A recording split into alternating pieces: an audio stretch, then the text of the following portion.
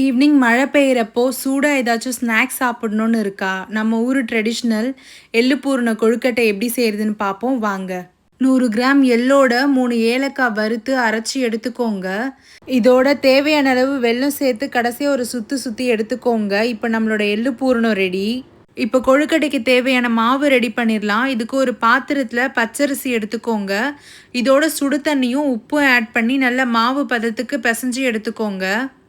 இப்போல்லாம் கொழுக்கட்டை மாவு வாங்குறப்பவே கொழுக்கட்டை அச்சும் ஃப்ரீயாக வருதுங்க. இந்த அச்சோட 2 பக்கமும் ஆயில் அப்ளை பண்ணிவிட்டு நம்ம ரெடி பண்ணி வச்சுருக்க கொழுக்கட்டை மாவை வச்சு அது இடையில பூர்ணம் வச்சு மூடிட்டிங்க அப்படின்னா கொழுக்கட்டை மாவு ரெடிங்க.